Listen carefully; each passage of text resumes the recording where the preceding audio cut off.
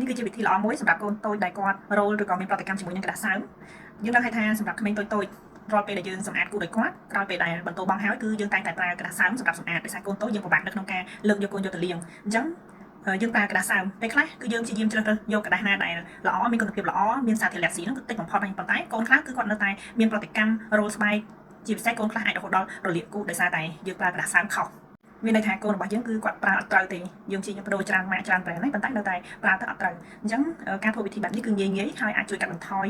ការដែលកូនរោលជាមួយនឹងក្តារសើមទាំងអស់ហ្នឹងអញ្ចឹងយើងគ្រាន់តែយកក្តារសើមរបស់យើងដែលយើងប្រើហ្នឹងម៉ាកអីក៏បានដែរគឺមុននឹងយកទៅសម្អាតគូដោយកូនគឺយើងអាចលាងសម្អាតវាចេញសិនទៅយើងដាក់ទឹកមកកាទៅហើយយើងលាងសម្អាតក្តារហ្នឹងចេញម្ដងពូតចេញសិនយើងចាក់ទឹកហ្នឹងចោលបន្ទាប់មកយើងដាក់ទឹកថ្មីមកកាទៀតទៅហើយយើងយកក្តារដដែលហ្នឹងដែលយើងលាងសម្អាតហើយម្ដងហ្នឹងយើងយកមក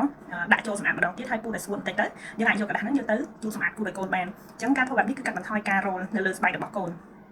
ក្រៅពីការសម្អាតក្រដាសសើមមុនពេលដែលយើងជូតសម្អាតឲ្យកូនគឺការដូរកន្ទោបឲ្យបានញឹកញាប់ជាពិសេសគឺការបត់ជើងធំបើសិនជាយើងទុកយូរគឺអាចធ្វើឲ្យកូនរលាកគូដែរទោះបីជាយើងព្យាយាមប្រើក្រដាសឬក៏សម្អាតក្រដាសសើមហ្នឹងមុននឹងសម្អាតគូដោយកូនក៏ដោយក៏កូននៅតែរលាកគូដែរដោយសារកូនខ្លះគឺគាត់មិនមែនបញ្ហារលាកគូដោយសារតែប្រតិកម្មជាមួយនឹងក្រដាសសើមទេគឺដោយសារតែខោទឹកនោមហើយពេលខ្លះខោទឹកនោមគឺគាត់ប្រើតែមានបញ្ហាទេតែដោយសារតែយើងទុករយៈពេលយូរពេកទុកផ្អាប់យូរពេកមិនថាការបត់ជើងធំឬក៏ការបត់ជើងតូចទេកាលណាយើងទុកយូរគឺធ្វើឲ្យក្មេងរលាកគូពេលខ្លះយើងគិតថាវាគឺជារឿងតូចទេដោយសារតែកូនតូចៗគឺងាយនឹងរោលឬក៏រលាកគូដោយសារតែគាត់ស្លៀកខោទឹកនោមហ្នឹងពេញ24ម៉ោងប៉ុន្តែកូនខ្លះទៀតគឺធ្ងន់អាចធ្វើគាត់ក្តៅខ្លួនយំរងរឿងញ៉ាំញើអត់មើលអត់គេអញ្ចឹងទៅអញ្ចឹងដើម្បីការពារនៅផលវិបាកទាំងអស់នេះដោយសារតែការរលាកគូហ្នឹងគឺយើងត្រូវតែប្រុងប្រយ័ត្នទៅលើការប្រើប្រាស់ក្តារសើមគឺអាចអនុវត្តតាមវិធីដែលខ្ញុំបានណែនាំនឹងបានមួយទៀតគឺយើងឧស្សាហ៍បដូរខោទឹកនោមឲ្យកូនហើយនឹងអាចប្រើគ្រីមដើម្បីលាបការពាររលាកមានន័យថាយើងលាបមិនមែនលាបជាបាតទេគឺលាបដើម្បីការពារ